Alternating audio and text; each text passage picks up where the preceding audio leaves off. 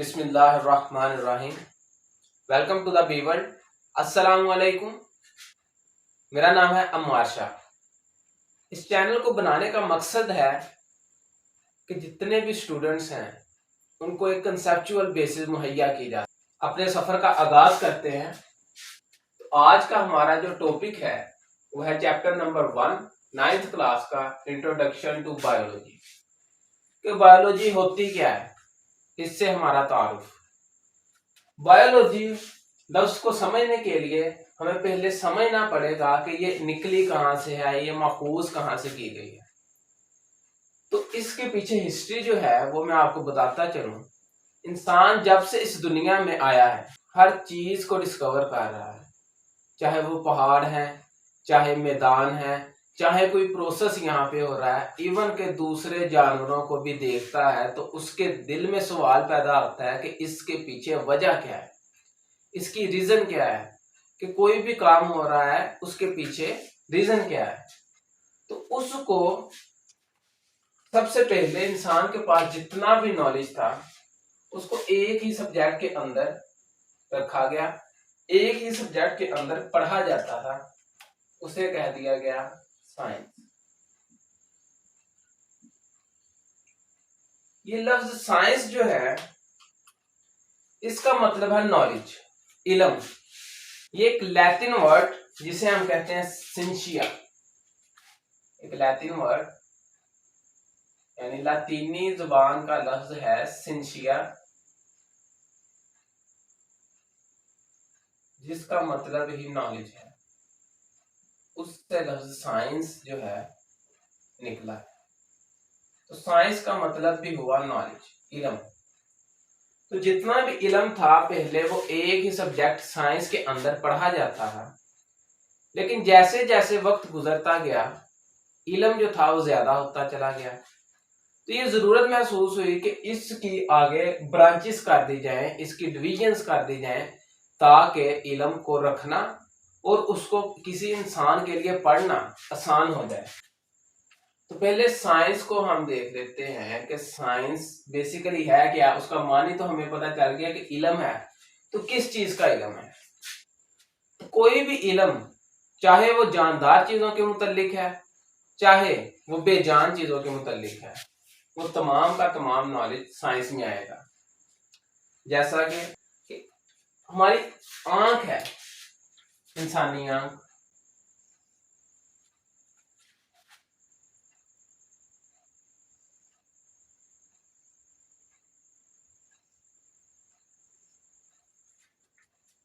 फिर यहाँ पे कोई सब्जेक्ट है जिसके ऊपर लाइट पड़ी और वो लाइट हमारी आंखों में गई और वहां पे उसका इमेज बन गया। जब इंसान ने देखा कि ये ऑर्गन आई जो है इसको इस्तेमाल किया जाता है देखने के लिए, इससे हम चीजों को देख सकते हैं, तो उसे इस चीज का तजस्सुस हुआ कि इसके पीछे रीजन क्या है, कौन सा फिनोमिनन है जो कि इसके पीछे कार फरमा है कि हम चीजों को देख सकते हैं। जब उसे पता चल गया कि इसके पीछे ये प्रोसेस जो है चल रहा है जिसकी वजह से हम चीजों को देख सकते हैं, उसने उसी प्रिंसिपल के ऊपर अमल करते हुए एक कैमरा बना लिया। अब कैमरे की भी वर्किंग प्रिंसिपल वही है जो कि हमारी आंख का है, जिसके ऊपर हमारी आंख काम करती है, उसी प्रिंसिपल के ऊपर कैमरा काम करता है। तो पहले इंसान ने क्या किया कि ऑब्जर्वेशन की, देखा कि वो चीज जो है वो क्या काम कर रही है और किस तरह काम कर रही है, और उसके बाद एक्सपेरिमेंटेशन की। एक्सपेरिमेंटेशन करने के बाद उसके पास कुछ रिजल्ट्स आए। जो रिजल्ट्स आए वो गलत भी हो सकते हैं और सही भी हो सकते हैं, इनके पीछे लॉजिक भी हो सकती है और लॉजिक नहीं भी हो सकती, लेकिन साइंस के अंदर हमेशा लॉजिकल रिजल्ट्स की ही वैल्यू है, लॉजिकल रिजल्ट्स को ही मद्देनजर रखा जाता है। तो तीन चीजें हैं जो कि साइंस को एक्सप्लेन करेगी कि पहले हम ऑब्जर्व करते हैं चीजों को, उनकी ऑब्जर्वेशन करते हैं, फिर हम एक्सपेरिमेंटेशन करते हैं और फिर जो रिजल्ट्स निकलते हैं वो हमारे पास लॉजिकल होने चाहिए। तो साइंस की डेफिनेशन क्या होगी? साइंस तो वो नॉलेज जो हमारे पास आया ऑब्जर्वेशन के नतीजे में, एक्सपेरिमेंटेशन के नतीजे में, और उससे फिर हमारे पास लॉजिकल रिजल्ट्स आए, उन्हें हम साइंस कहते हैं। The knowledge that is gained through observation and experimentation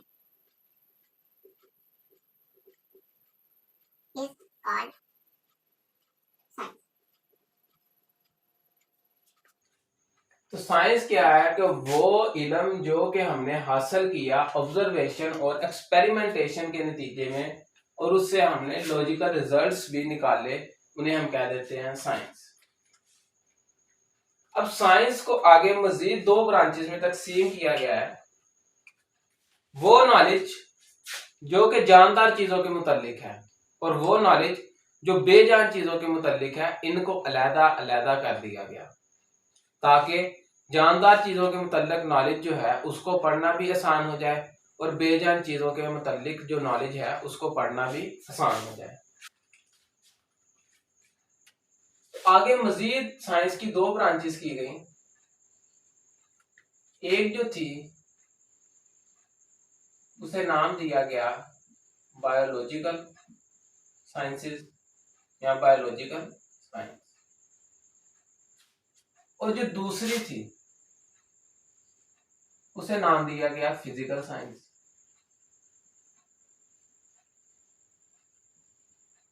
जो कि बेजान चीजों के मुतालिक स्टडी करेगी।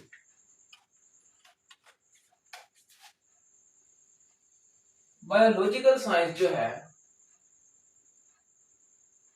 ये स्टडी करती है लिविंग ऑर्गेनिजम्स,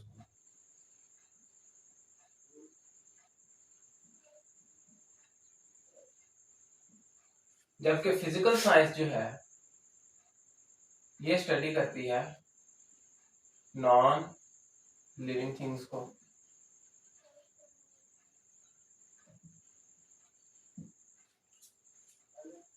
वो सब्जेक्ट जो कि बायोलॉजिकल साइंसेस को स्टडी करता है या जिसके अंदर हम बायोलॉजिकल साइंसेस को पढ़ते हैं, वो सब्जेक्ट बायोलॉजी कहलाता है, जो कि हमारा मेजर सब्जेक्ट है जिसे हम आगे डिटेल में स्टडी करेंगे। और वो सब्जेक्ट जो फिजिकल साइंसेस को स्टडी करते हैं उनमें आ जाते हैं फिजिक्स, केमिस्ट्री और मैथमेटिक्स वगैरह।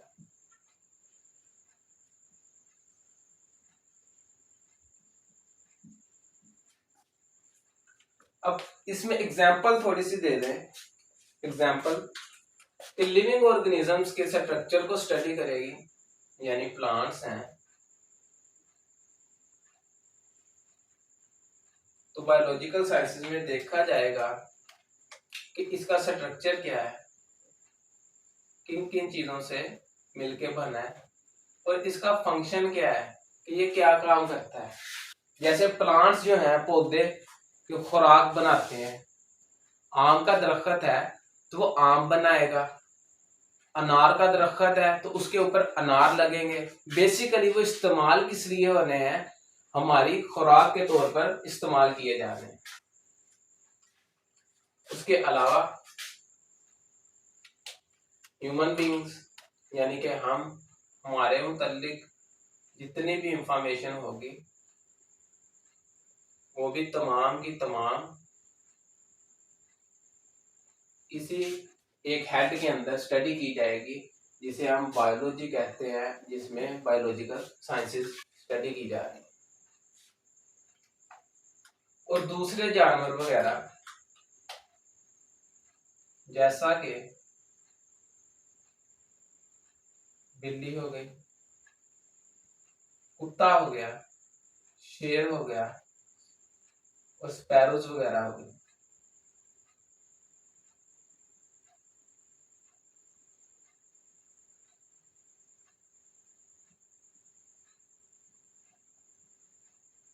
उनको भी इसी एक सब्जेक्ट में स्टडी किया जाएगा, यानी कि जितने भी लिविंग ऑर्गेनिजम्स हैं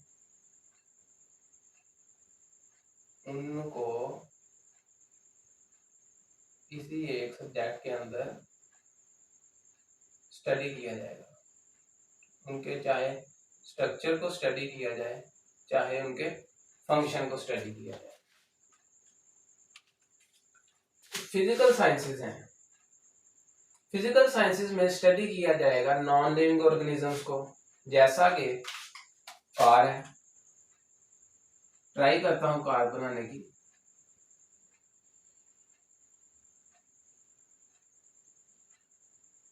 एक कार है वो किस फिनोमिनन के ऊपर काम कर रही है, उसका वर्किंग प्रिंसिपल क्या है।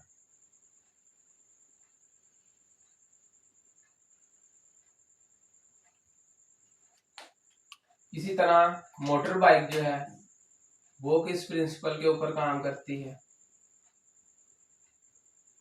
वो भी फिनोमिनन इसी के अंदर आएगा। या बारिश जो है वो किस तरह होती है, वो भी तो बेजान है। तो बारिश किस तरह होगी, उसके पीछे रीजन क्या है।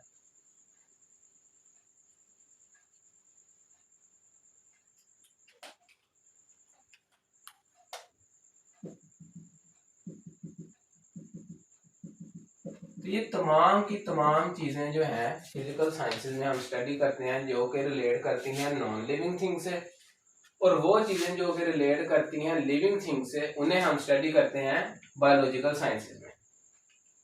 अब हम अपने सब्जेक्ट की तरफ, बायोलॉजी की तरफ वन बाय वन स्टेप करते हुए पहुंच गए हैं। अब हम अपने सब्जेक्ट को पढ़ेंगे कि बायोलॉजी का मतलब क्या है और आगे इसमें हम क्या क्या चीजें स्टडी करते हैं। तो बायोलॉजी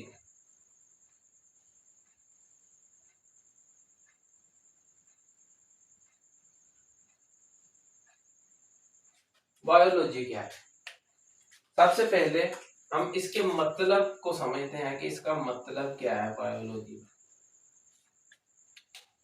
बायोलॉजी दो अल्फाज का मजमुआ है,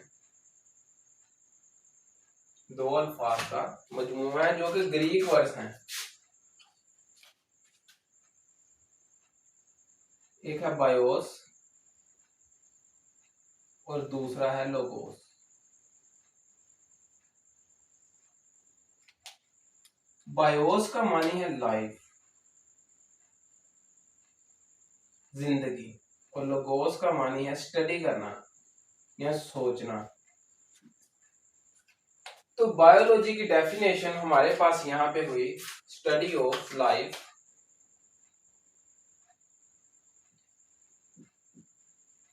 इज कॉल्ड बायोलॉजी। यानी जिंदगी का मुतालिया क्या कहलाता है, बायोलॉजी। और जो चीजें जिंदा होंगी उन्हें हम क्या कहेंगे, जानदार, लिविंग ऑर्गेनिज्म। यानी कि इसमें हम बेसिकली स्टडी किन्हें कर रहे हैं कि जिनके अंदर लाइफ मौजूद है, जो लाइव ऑर्गेनिज्म हैं, लिविंग हैं, ना कि डेड।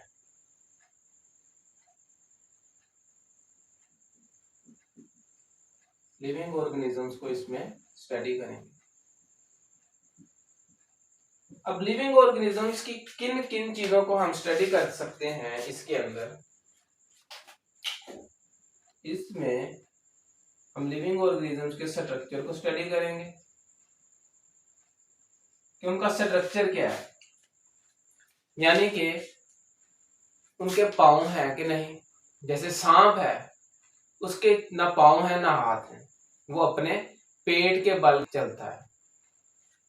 या अगर हम अपने आप को ही ले लें तो हमारे दो हाथ हैं, दो पाँव हैं, 2 आंखें हैं, 2 कान और 1 नाक। तो ये क्या है हमारा स्ट्रक्चर।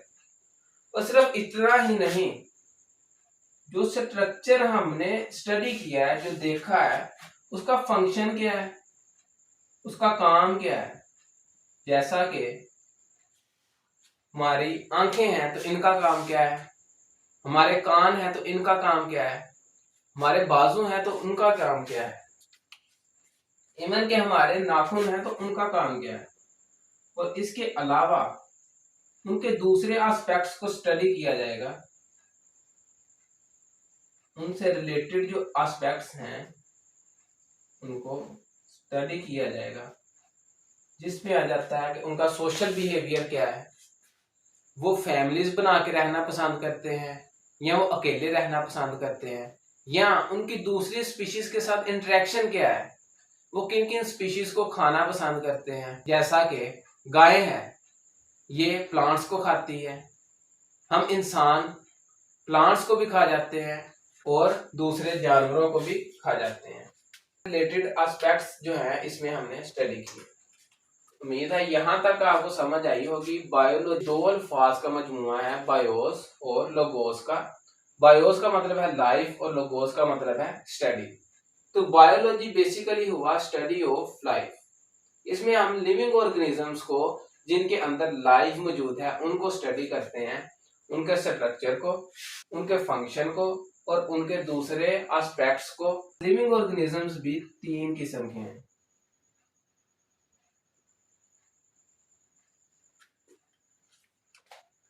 पहले वो जो कि मैक्रो ऑर्गेनिजम्स हैं और मूवमेंट कर सकते हैं, जिन्हें हम एनिमल कहते हैं।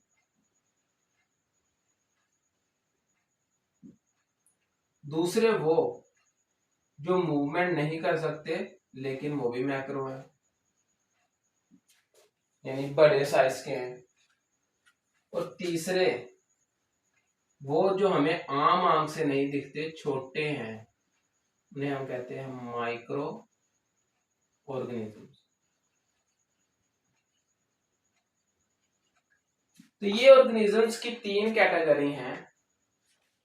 एक वो जिन्हें हम आम आंख से देख सकते हैं, अपनी आंखों से देख सकते हैं और वो मूवमेंट भी करते हैं। दूसरे वो जो मूवमेंट नहीं करते लेकिन इन्हें हम अपनी आम आंख से देख सकते हैं।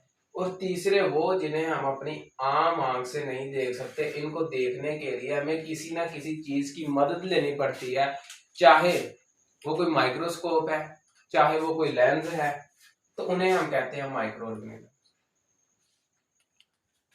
एनिमल्स को जू में रखा जाता है, चिड़ियाघर जिसे हम कहते हैं।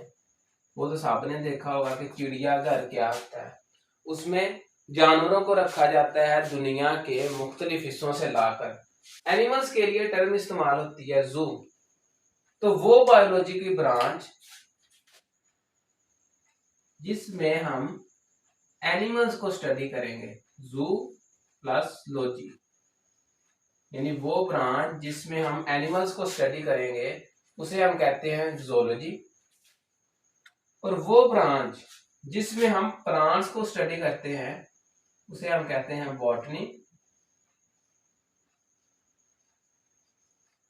और वो ब्रांच जिसमें हम माइक्रो ऑर्गेनिजम्स को स्टडी करते हैं उसे हम कह देते हैं माइक्रो बायोलॉजी।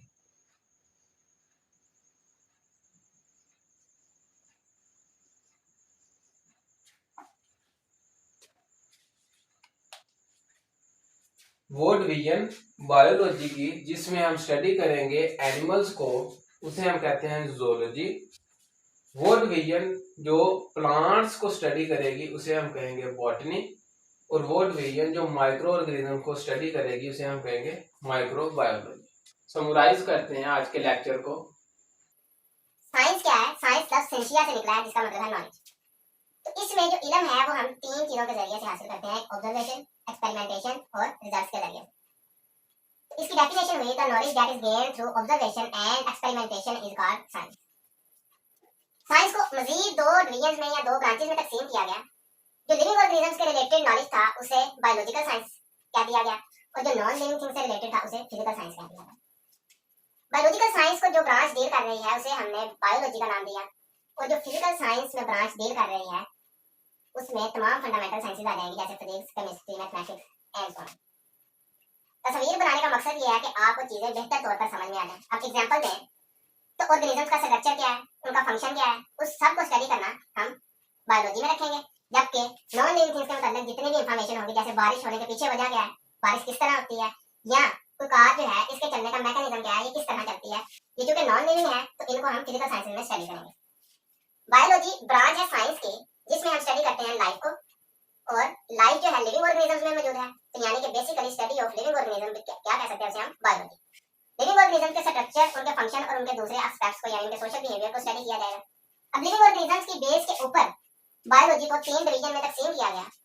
एक वो डिवीजन जो कि स्टडी करती है एनिमल्स को उसे कह दिया गया ज़ूलॉजी, वो डिवीजन जो स्टडी करेगी प्लांट्स को उसे कह दिया गया बॉटनी, और वो डिवीजन जो स्टडी करेगी माइक्रो ऑर्गेनिज्म को उसे कह दिया गया माइक्रोबायोलॉजी। यहाँ पे साइंस की डेफिनेशन भी लिखी हुई है और बायोलॉजी की भी लिख देते हैं।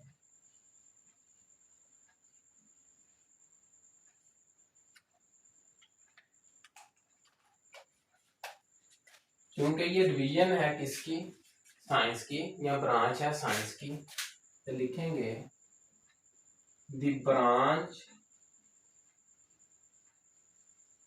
Of science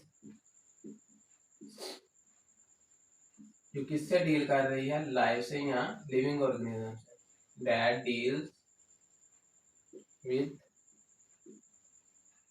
study of living organisms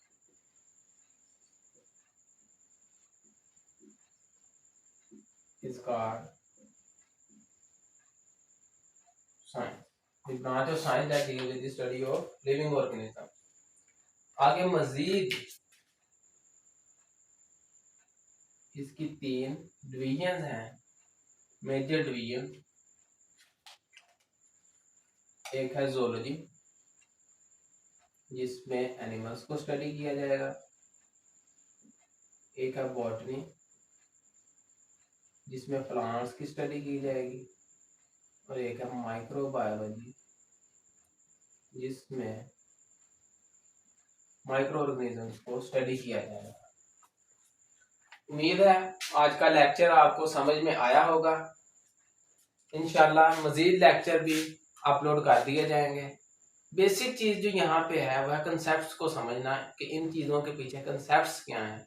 जब आप ये समझ जाएंगे तो इंशाल्लाह आपको किसी भी इम्तहान में किसी किस्म की दुश्वारी पेश नहीं आएगी। अच्छी दुआओं के साथ इजाज़त देता हूँ। अल्लाह हाफिज़।